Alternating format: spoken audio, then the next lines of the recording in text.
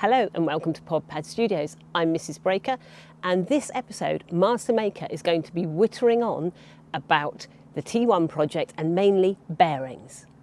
He says he's got to the end of phase 1 and no one ever told me there was going to be a phase 2, so what's all that about? Anyway, stay tuned to find out more.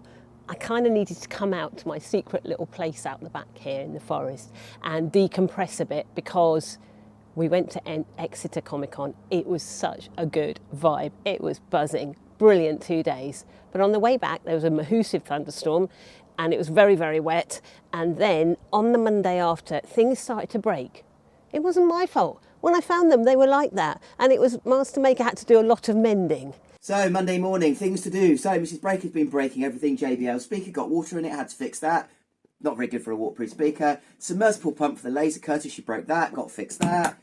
Basically, she broke the camera cable for the DJI, got to fix that. And now she's just giving me this. She said, can you fix that, please? So that's the week we're having. And I'm going to leave you with the update on the T1. Here's Master Maker talking about his bearings. Hi and welcome back to the T1 build. And we're nearing the end of phase 1. In fact, I think we have reached the end of phase 1.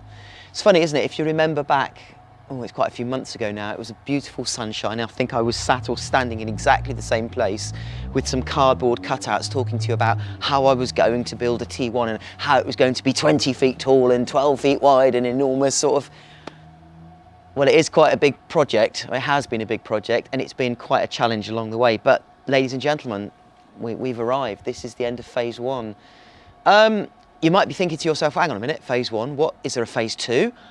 Yes, there is a phase 2. Now, if you remember back a few weeks, we were talking to James from X-Robots. Welcome everybody, we've got James here from X-Robots. So we're going to have a little chat and then we'll do the rest of the show. He was up with us and we were talking about this. And I'm not going to give you any more than that. I was going to give you a bit of a clue as to what phase 2 might involve with our T1 project. So where are we at? Well, I've done a few more cosmetic bits and pieces, and I'm sure over the next few months I'll be adding bits and pieces here and there, and I'll be thinking, oh, that doesn't work, and that needs weathering, and that needs doing. But on the whole, we are there. I've got to work on the sound. I haven't done that yet because I've come up with methods of using magnetic switches to trigger different things with different sounds. So in a few kind of episodes or whatever, I'll talk a little bit about that and how I've done that and whatever. Major changes, none really, apart from one significant problem. A problem, you think to yourself? No, this project hasn't had any problems. And really, anyway, it was the bearing. Now, this is a warning at this point. If you are bored listening to people talking about bearings, and you want to hear something far more exciting, then I suggest you fast wind through to the end of this video because I am now going to talk about bearings. Right, so bearings, woohoo, really exciting. Now, this is the rotational bearing point. It's motor driven, motor is more than powerful enough to turn this whole assembly. That's not the issue. The issue, I'm just wondering, is this bearing big enough? You might ask yourself, why is this a problem? Now, if you remember right back, I think it was several months ago, I talked about the fact that obviously this has got to rotate. Now I'll give you a very, very quick, we're talking about this rotation here, this point at which the upper torso and the lower torso move. Now, originally this is the mechanism that I used, okay? And all it is hardwood ply, sort of 18mm hardwood ply, 2 circles of hardwood ply, and of course inside we have a bearing. Motor is driven up through the centre, and the motor drive through the centre is being kept consistent on the whole thing. But on this first bearing, this is a steel bearing. Now, even though the bearing itself has a huge load capacity, because the steel bearings do, these are actually called lasysusans. I'm not quite sure why they're called lasysusans, because they actually do quite a lot of work, but anyway. The steel bearing supports quite a lot of weight, but the problem I found was there was quite a lot of vertical movement in the bearing on a steel bearing. It's hard to see on the camera, but it's got a folded edge that comes around, a folded metal edge. Now, the problem I found was that when this bearing was set, as you can see, the torso, let me just move it around, is out over the back in the lowest position, what I was finding was that the gap on the front of this bearing, I could fit my thumb in there, but there was no gap at the back. So the bearing was almost compressing at the back.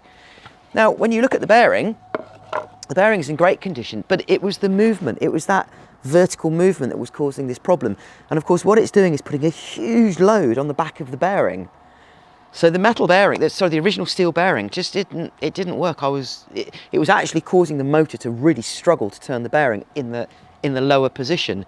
That was the Mark I bearing. We then moved on to Mark II bearing, which looks exactly the same from the outside, except there's a big hole in the bottom, because I redesigned the motor drive in it. I made it much, much stronger. So there's the lower section now. So it's kind of got a hole in it.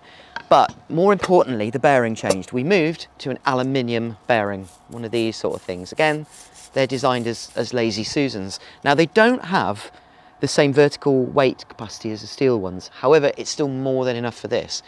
But they're much stronger in terms of there's virtually no vertical movement on them.